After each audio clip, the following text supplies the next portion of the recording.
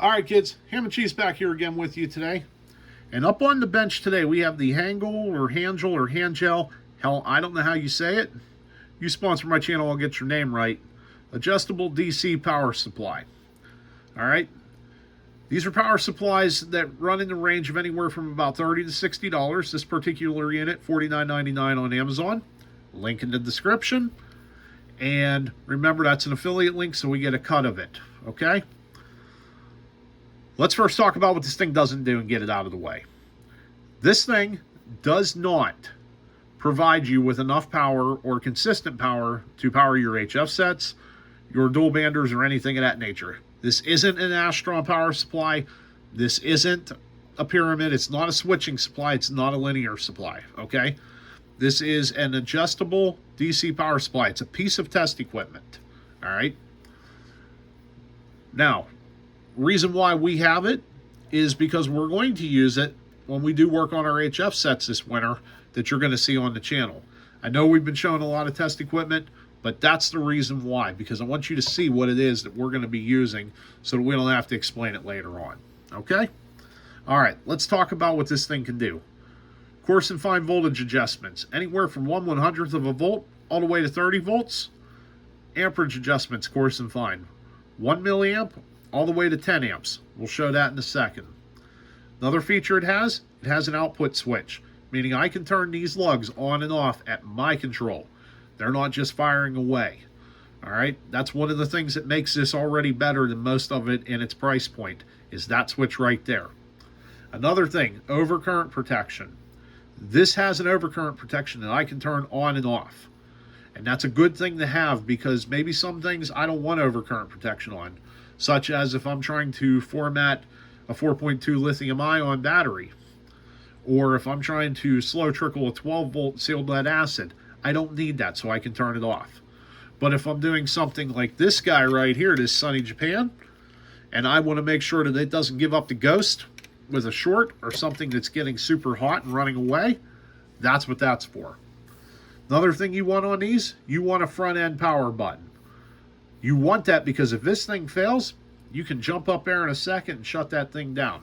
If it's on the back here somewhere, you got to dig for this thing sometimes. And if this thing's already overloading, you may not want to put your hand back there because it might be hotter than all hell. So you grab that and you just shut it down and you're done. All right? The lugs, these are just like basic standoffs. You can loosen them, put a wire in there. You can take them all the way off, put a terminal ring on, or you can use the supplied banana plugs that come with it, which look just like these, and you can plug into it as well. On the other end of these, we find two heavy-duty alligator clips. All right, while we're here talking about it too, let's talk about these USB-Cs, or USB-C and USB-A outputs. USB-C, USB-A. These are 18 watts each. These are fast charge outputs, okay? What that means is you can power your iPhone, you can power your iPad, your Android, whatever it is you have, while you're on the bench working and testing. It's a nice little added feature. The other thing is they're on their own separate circuit. What goes on here doesn't affect this, and what goes on here doesn't affect this. All right? Another couple things. All metal housing. Nice and heavy. Nice open flow on both sides. Plenty of airflow. In the back, you've got a nice large fan. So if it starts really going to work, it's going to kick in and draw all that cool air through. 115 or 220. And on the bottom there, you can see fused link. That way, you have even more added protection. All right, let's show this thing off and see what it can do. So the first thing we're going to do is we're going to power it up.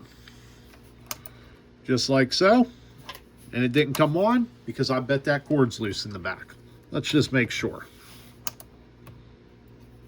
There you go.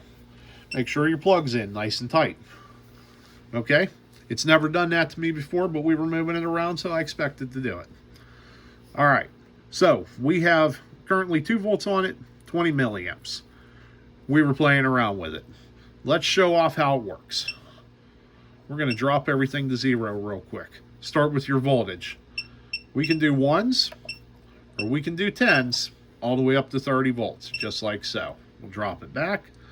Amperage, we can do 1/10 of an amp, or we can do single amps all the way up to 10 amps. Okay? We want fine voltage, we can do 1/100th of a volt, or we can do 1/10 of a volt. Fine amperage, we can do 10 milliamps at a time, or we can do 1 milliamp at a time.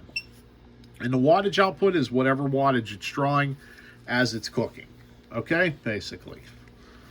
All right, output's currently off, and we can tell that because we have no light on it. We can turn that on real quick, and you see it, and it's now pulling for current. If we were pulling voltage, it would move to the voltage. Overcurrent protection, it's not connected to anything, so it's an open line. That's what it does. To cancel it, just simply shut it off. Okay? And then we can reset it, and it'll go in and do it again. Just like so. Now, if we want to test this thing, very simple how to test it to make sure it's working correctly. Let's just set it at 1 volt. And we're going to set it at 1 amp. Okay? What we're going to do is we're going to put these two plugs together, and we're essentially going to short this unit out to test it. Now watch, we're going to turn on our output first. You see the output light up, and it's just trying to find itself there. It's looking for a voltage in there, and it's not finding it. Let's test that overcurrent out one more time. Right away, it goes in immediately, as it should. Okay? Just like that. Let's turn it on one more time. You can see the current, and it's looking for a steady current, which it has, and it's trying to find the voltage to provide the proper voltage. All right.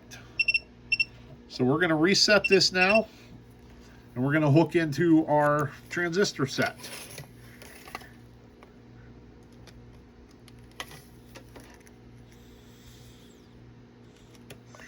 There you can see, we have the transistor set ready to go. Granted, we can keep the clips on. Okay, ready to power up. We're going to go ahead, before we turn it on, we're going to set our volts. And to keep this one happy, we're going to go 2 volts. Even though this is 2 AA's and 3 volts, we're going to keep it under, just to keep it happy. And for our amperage, we're going to go 20 milliamps. Okay, let's go ahead and power it on. If there was any problems with it, it would kick it out immediately. All right, see how it's looking for constant voltage? It has a constant voltage set now. It's not drawing any amps, so it's not looking for any amperage. Watch when we turn it on.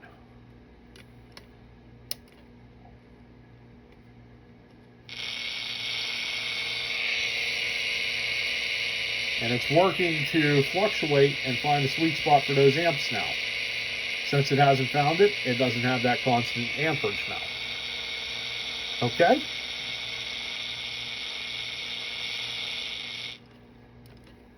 And there it is across there. Now let's just make sure it's not overpowering somewhere. One more time.